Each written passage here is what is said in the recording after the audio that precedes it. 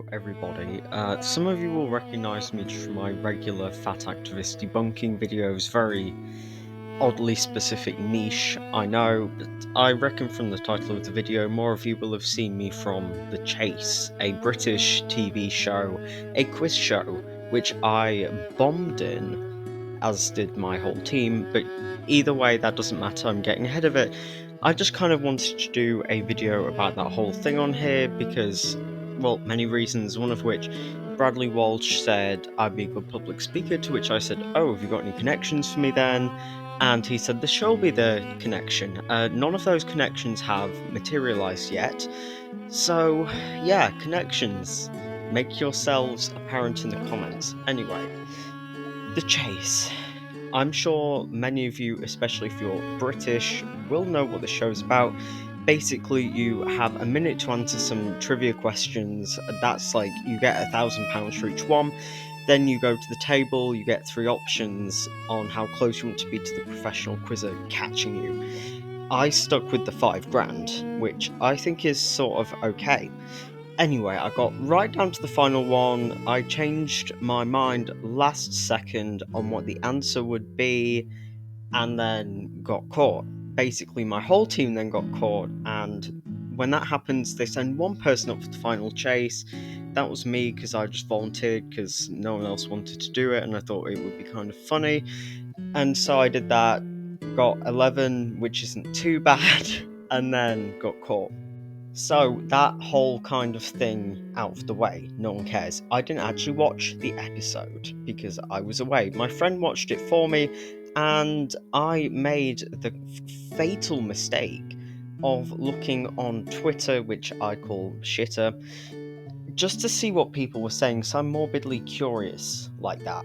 So I go on, and there's some people, and they're like, "Oh, I like your poncho," or poor fucking kid having to represent the whole team. But then I saw quite a number of like death threats and stuff, which I found interesting. And people saying, "Oh, I should have switched over to Pointless," and I think, yeah. No one's holding a gun to your head to make you watch the show. Go ahead, goodbye, have fun with that. Anyway, I'm already getting so off topic here because this is not scripted at all. So I go on there, I have a look, see what people are saying. My friends say who've seen it, they're like, "Oh, it was good. You come across as a little bit odd," and I just think, yeah, I've had a strange life. I'm a strange person, whatever. But some people were not quite okay with that, and they were like, "Oh no, no, no! Leeds needs to do something about this guy. Yorkshire needs to do something about this man." I'm just like, okay, that's a rational response. Great. So, when I went on, people were kind of like, "Oh, so why did you go on?" And just like, "Yeah, I watched this show with my gran, and we answer the questions." And in previous seasons, I swear it used to be easier. I swear you saw more people win. So we'd answer them just like, "Oh, if you're not careful, I'm going to put you forward for this." And I'm just like, wouldn't that be so funny? What if I do it? And I did. And they responded very quickly within only about a month or two. And then they were like, "Okay, we got your application, we're going to give you a phone call." And then you have to get through a few phone calls and then some Zoom calls. And basically, that's like the audition process. Then they put you on like a list, and then they choose from that. I got chosen from that very quickly. The whole process was like 3 months, whereas for some people it can be like 3 years. So then they set a date for filming. We went down to London, and because I was so far away, got to go down on the train, all expenses paid, stay in a hotel for the night, which was great. They give you as well, because I'm an optimist. I say I technically did win £3 on the chase because they give you £15 for dinner. I only spent 12, therefore I win £3. So that was that. Then the next morning, you go down into the hotel lobby, someone comes and collects you, walks to the studio, and then you sit in the green room, pick out your outfits, get to know your team, discuss strategy, all the things you'd expect. Then it's filmed. There were 3 episodes filmed a day. It only took like 2 or 3, not even 3 hours, probably not even 2 hours. It was a fun experience. It was good to kind of talk to people. And again, this is where there's kind of an issue because there's a briefing beforehand and it's like, this is how you should be acting on the chase. And they were saying, give detailed explanations, give answers. When Bradley Walsh is talking to you at the beginning, asking about your interests and whatnot, tell him loads and we'll edit out. What they didn't tell me is that, and I didn't realise because I hadn't seen it, they did not really edit anything out. So I was basically just doing what they had said of say a lot of stuff, and this annoyed some people. They were like, "Oh my god, shut up, shut up!" It's like, go for that editor, don't go for me. I did what I was told to do, okay? And some of the things they talk about, it's like, what's your interest? And one thing to know about me, one cool, fun thing about me is I can talk the hind legs off a donkey, and you should not get me started on something I'm either passionate about, because I'll never stop, or get me going on something that makes me kind of angry or something that I really don't like, because then I'll go into some kind of Emperor Commodus style Klaus Kinski-esque rant that can last forever, as you've probably seen in some of my other videos. So there was that, and then they asked as well, what are you going to do with the money if you win? And so then I was like, oh, I have some things in mind. And this is where the second cause of the death threats comes in. So I'd said, well, I'd like to put some money towards a car. I have a car now, it's like a real racer. It's a 16-year-old Peugeot 107, and don't let appearances fool you, it's actually really fun to drive. And then I also said I would like to give some money to an intersex charity, Interact. I'll put the link in the description here. And this is where people started to have a problem. They're like, oh my god, what is this absolute wokery? You know, all this kind of thing. And then there were people saying, oh my god, is this some kind of vegan, non-binary, gay leftist? Which is funny because I would not actually consider myself to be any of those things. But you know, they apparently, they can always tell. So I basically said I wanted to give some money to this charity because I was tested for an intersex condition, because I'm very small. I'm sure you all saw that, and if you just look at my hands and stuff, like, my sister calls me Chewbacca, you know. Some of the people on Twitter were calling me all these other hair related names because I'm very friggin' hairy and have been since the age of like 12. And so they were like, oh, that looks possibly like this condition. Basically, we got to genetic testing and they're like, oh no, you don't. It's just genetics, you know, just some weird genetics, probably from my dad. But during the process of testing and then having to try explain what all of it means to other people, there was a lot of just misinformation, a lot of prejudice, and I just think, how is it that people can spread so much misinformation on intersex conditions and that's fine, but say if I come on here and start saying a load of fake shit about diabetes or Parkinson's disease, people would be like, that's not on, buddy, take that down. And so basically the charity Interact does a lot of very important work for intersex people and their families and communities. What they do is not just limited to providing information, which is so important in and of itself, but they can also provide advocacy for people, especially as legal discrimination, or discrimination, especially in medical settings against intersex people, is not only legal but just fully normalized and accepted in so many places, even in developed societies, you know, which is awful. And so this charity does not get a lot of attention. I thought, well, it'd be nice to bring some attention to that. People did not like that because, of course, they hear anything that they think is even tangential to, I don't know, like LGBT, for example, and then they like hit the roof. They cannot, you know, all the people calling me a snowflake for made up reasons they've invented in their own head were the first to like lose their shit, you know. Or I mentioned something as well because I love mushrooms, growing them, seeing them, the species, how they grow. They're just like alien creatures. I love them. I love just nature in general. And some people were not happy with that because, you know, God forbid people have interests. But anyway, this is probably waffling a little bit about the whole thing. I just found it kind of funny, and it'd be good to bring more awareness to that. I also mentioned in some of like interests and whatnot is that I have written a book which is now published. Here it is. It's self-published, and that's me on the back. I can't possibly tell you if it's good or not, because I actually don't really remember writing it, and I've not read it back since, but I remember a few chapters in, and I think they're good. Occasionally I will just skim through, look, and be like, oh yeah, that's good. That's a good idea. I can barely even explain what it's about. It's about loads of things. Basically, what it says on the tin: manufactured perceptions of modern power complexes. So basically, how your upbringing, your media diet changes how you think and interpret things, and therefore how you go about your life and your thoughts, and how that can lead to people being very biased or susceptible to misinformation. And the modern power complexes is kind of trying to understand how people cope with living in societies that afford them very little autonomy, but then also gives them the feeling that they have so many choices to make. It's a complicated book that I will admit is a little bit rambly, but so that's that. This has not really been talking much about the game show, because I'm sure everyone's seen the game show before, but yeah, for more information on that, Bradley Walsh himself, because I did an AMA on the Chase Reddit, and a lot of people were like, oh, what's Bradley Walsh like in real life?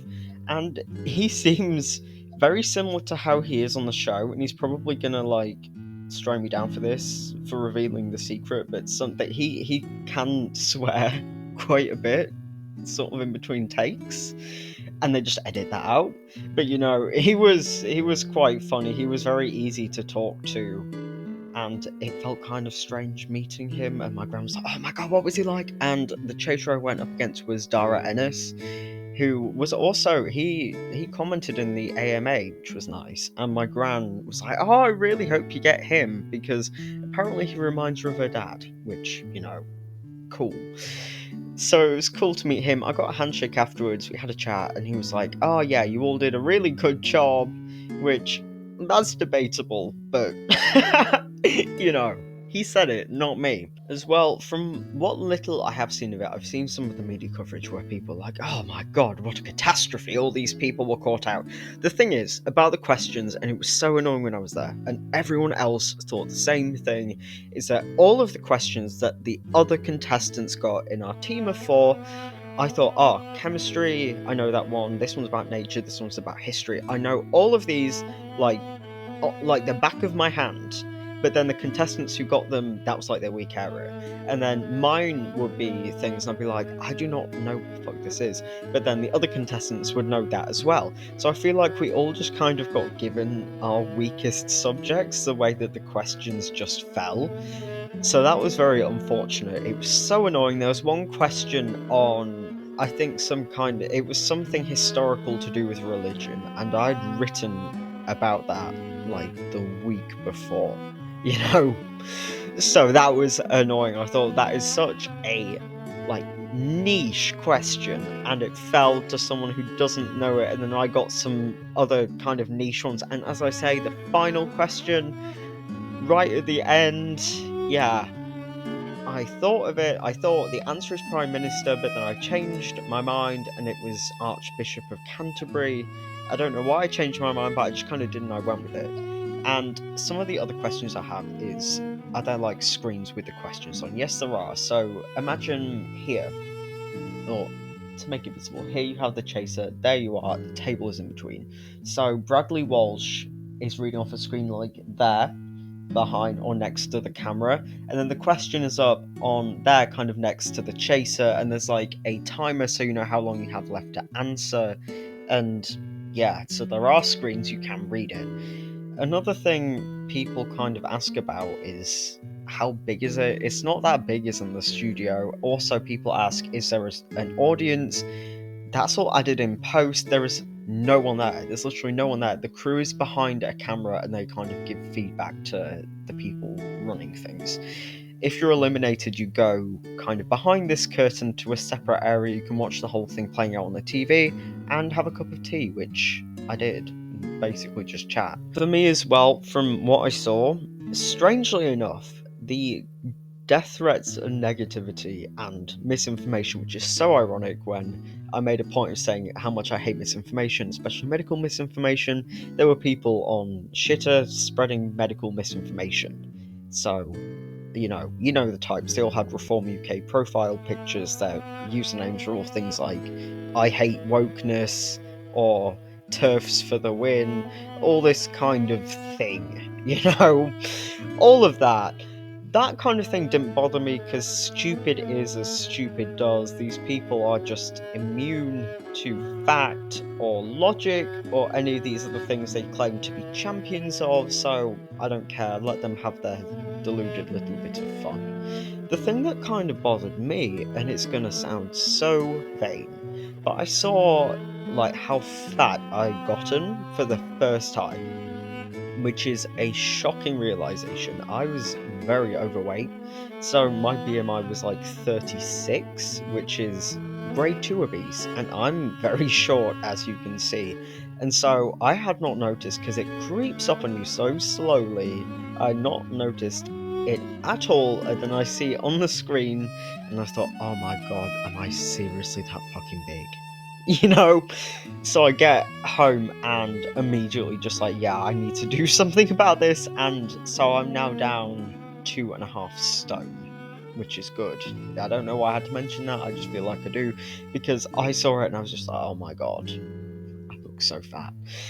And I don't know, just in case people were interested in hearing what happened to, as people call me, Wizard Mushroom Boy after the chase, that is what's happened. I finished this book, which I don't think anyone has ever actually read, but I don't care, it was just fun to write it.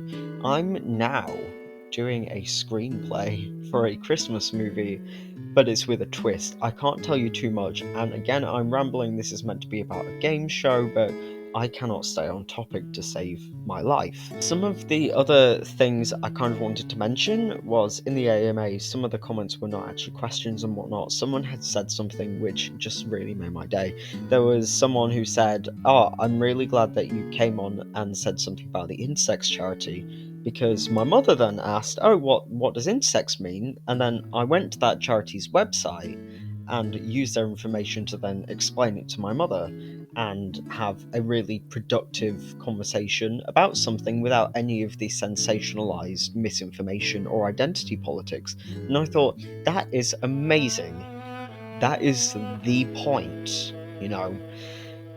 If there was like one thing that I thought would be great is if someone could come away and be a little bit more educated, and that's something I love in people, is the ability to want to learn something more, that kind of inquisitive nature, being able to say, oh, I don't know something about this, but it would be kind of good to, so I'm gonna see what I can, I'm gonna learn what I can.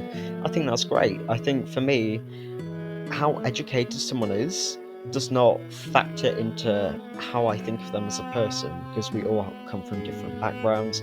But to me, a truly stupid person is not someone who is illiterate or who struggles very badly with maths or any of those things. To me, a stupid person is someone who is ignorant and proud of it.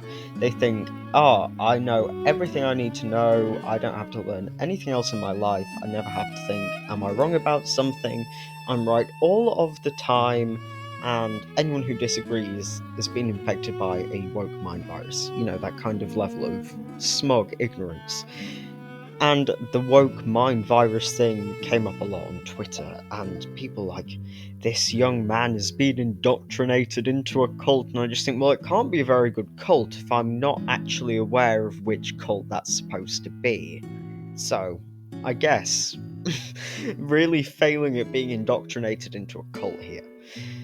Anyway, I just kind of wanted to make this video for a few reasons. I just kind of wanted to talk about the whole thing, discuss it, and yeah, I also thought I've not done a video in a while. It might be fun to do something a bit different because, yeah, whilst fat activists continuously pump out misinformation and they constantly lie and showcase a lot of, I keep forgetting the word, of, logical fallacies. That's what it is. They show a lot of logical fallacies, there's a lot of hypocrisy. Well, that is going to keep coming, and there are many things I can talk about. At this point, I'm just kind of jaded with all of that. I might get back to that at some point, but I'd like to talk about a few different things.